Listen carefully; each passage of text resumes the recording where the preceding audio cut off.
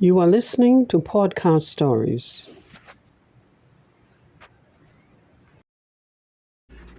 Don't worry about Sally Simple. Part 1. In the early evening, little Sally Simple sits down in her room. She is very sad, wiping the tears away from her eyes. She looks up at the plain white ceiling, staring for just a moment. She looks down at her dresser, at the picture of her mum, Judy Simple. She misses her so much, and she knows that she will never hear her mum's voice again. The tears are too much. "You are getting tears all over you, Sally," she says to herself. She reaches over to take her white handkerchief to wipe the tears from her eyes. She also wipes the tears from her black dress. She must try to stay strong. She walks out of her room, heading down the long corridor and down the stairs to the front room. As she gets closer, she can hear the voices of adults getting nearer to her. Some of them are crying, some of them are silent, and most of them are talking. Talking, that is, until Sally enters the room. Everyone stops to look at her, to give a care towards her disposition. Oh, our little Sally Simple, on this most sad day of days. Will she cry? Those little eyes of hers glisten with the clear liquid that covers her eyes. "Sally dear, are you okay?" asks her gran. Sally nods quickly to say yes, while fighting back her tears. The guests all look at her with great sympathy, as even they try their best to hold back their tears. She runs into her father's arms as he sits in his favorite armchair, quietly consoling himself. Granddad brings Sally her favorite stuffed rabbit to help comfort her. As a family, they have all decided to take Sally upstairs to bed. This could be a very stressful time for a child of such a small age. Tomorrow won't change anything. The loss will still be there, and she will never forget her mum. Tomorrow at least, the healing can begin. In the morning, Sally isn't feeling that well, but maybe a cup of tea can sort out her upset stomach. At just 10 years old now, she will have to join her father and her grandmother on their trip to Hungary. Her granddad will mind the house. After those 2 painful years, her father has reopened their shop of exotic sweets and confectionaries. Hungary holds the key to a fantastic grand reopening. Her dad heard of a new exotic candy being sold in Budapest that he has to have for their store. It is called the Budapest. It is a grand-sized candy with a tasty filling. It's a secret recipe. After packing Sally's things, Gran helps her to get dressed, putting out the appropriate outfit for a 10-year-old. A white floral frock, Sally's absolute favorite.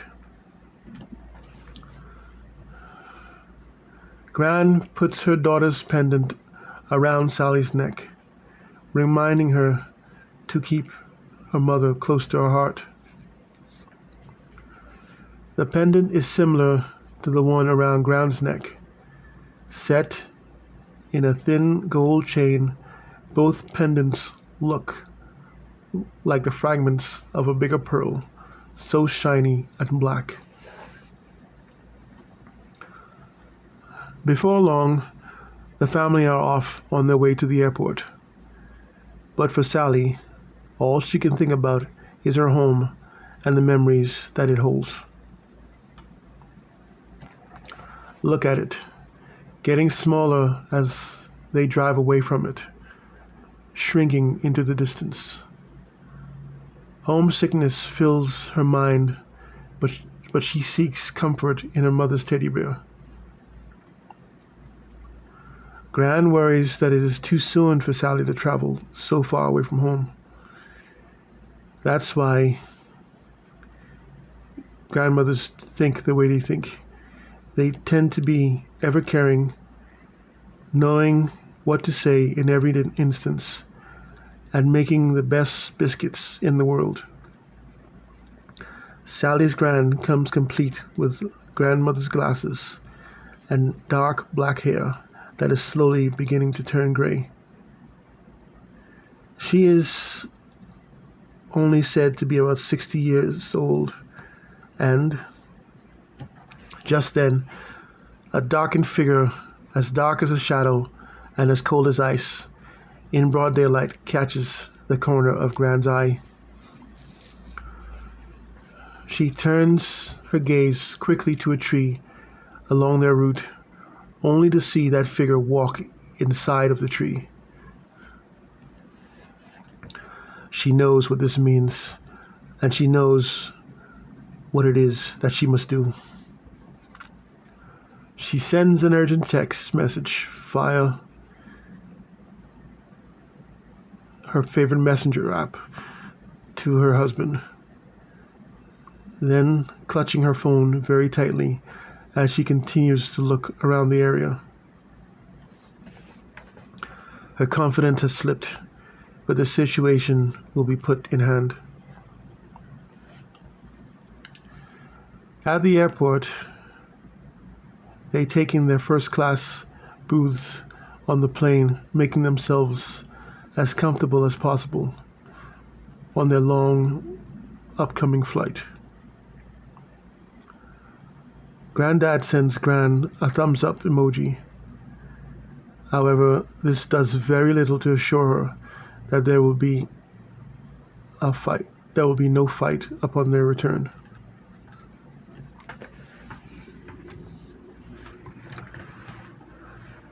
Sally, holding tightly to Clowl, her mom's teddy bear, calls out to Gran to find out what to expect with the whole plane experience. In true fashion, she explains with the greatest of simplicity and step-by-step information.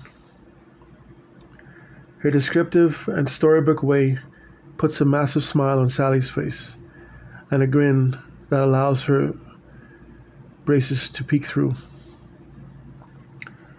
This is the first time that Sally has seemed so happy since the unspeakable event.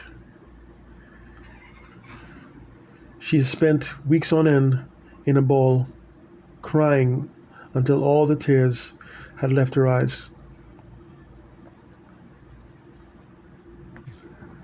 With the plane in the air, Gran takes Sally to the window to see the three clouds holding onto the wing. "I didn't know that clouds had hands," Sally says. "They do today," Gran says, as the same clouds dance a jig on the wing. Sally can't believe what she's seeing.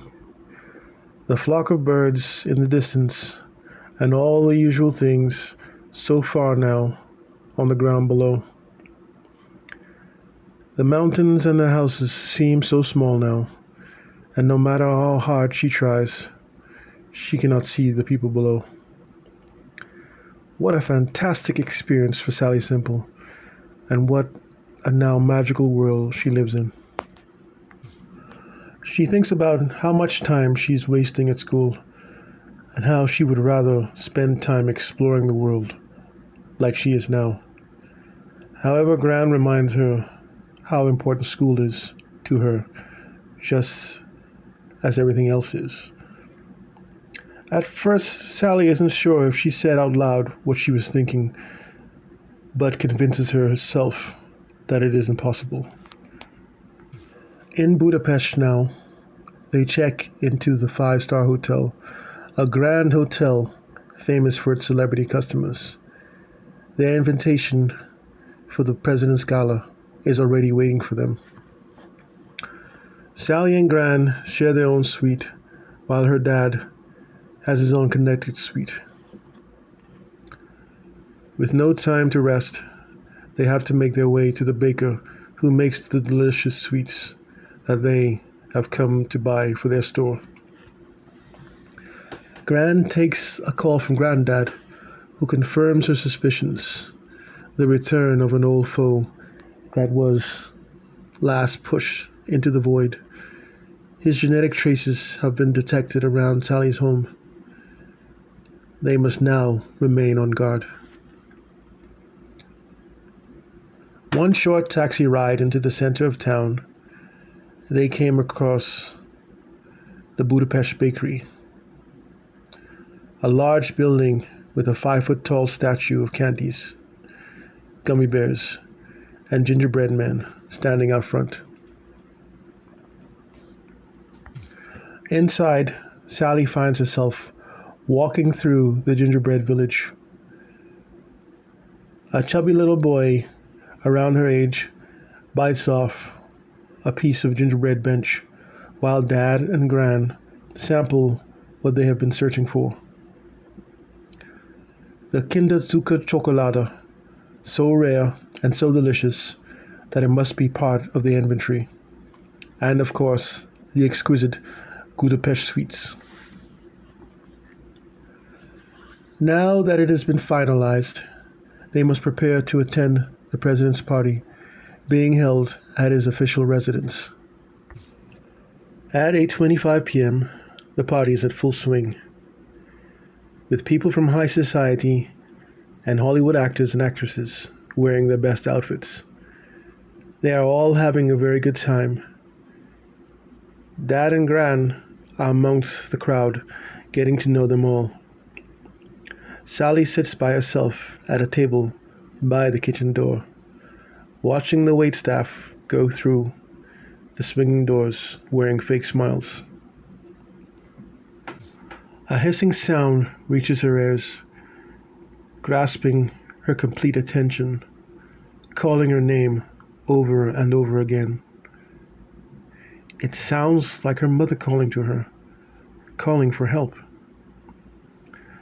Mesmerized by the sound of her mother's own voice, she follows it in anticipation, always wanting to see her mother again. Rubbing Klaus' face with her thumb, she runs to find her mother. She follows the voice to the basement door, but it is locked. She frantically looks around to find something to open the door. Sitting in a corner directly across from the door is the same little chubby boy she saw eating the gingerbread bench. "Can you please help me?" Sally pleads to him, but he seems very reluctant to help her. He covers his eyes and shakes his head to signify no. She goes over to him, continuing to plead her case, adding that it is the only way to find her mother. Everyone has been lying to her all this time. She knew all along with her heart that her mother was still alive. Before long, the boy gives her the key to the door. Then he instantly turns his back to her. She ignores his strange behavior to unlock the door. Down the steps, she hears the voice coming from her fireplace. She approaches the frame of the fireplace as it shrinks into a child-sized doorway, but she doesn't notice. Inside, her mother stands on the edge of a black and white forest, calling Sally to come in because there is something to see inside. She runs inside, giving both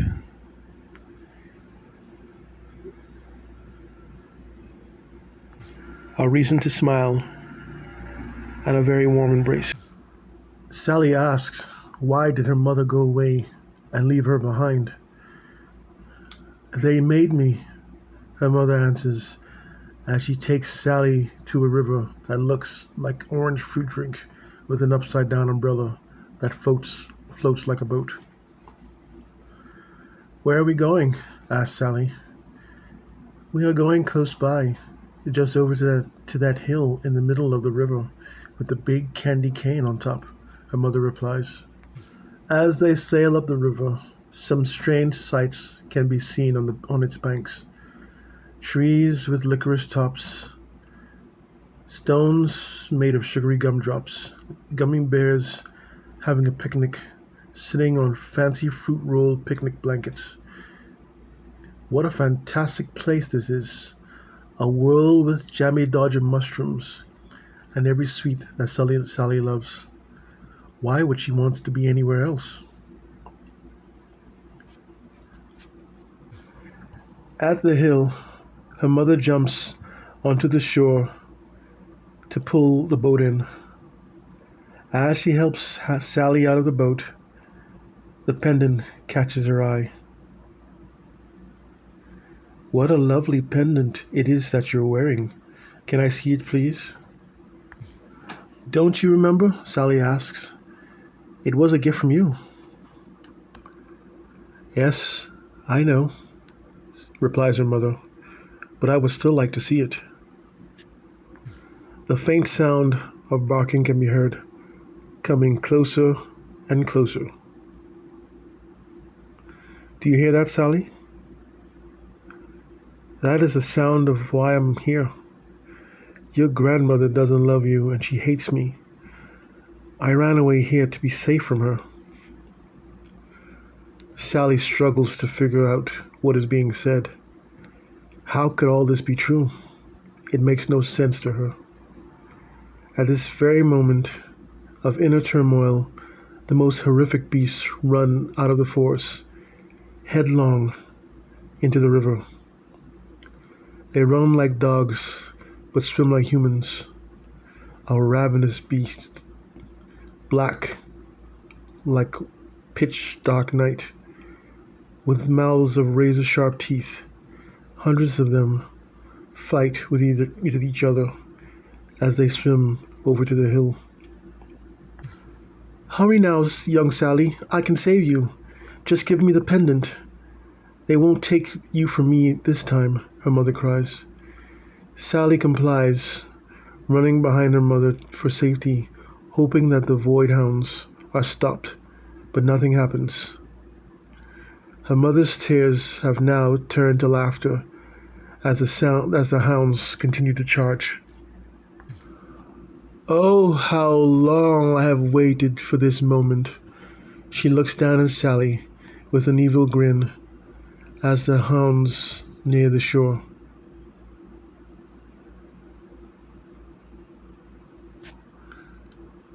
This is the end of Don't Worry About Sally Simple, Part 1. Please stay tuned, like, subscribe, and follow this channel for Part 2 of Don't Worry About Sally Simple.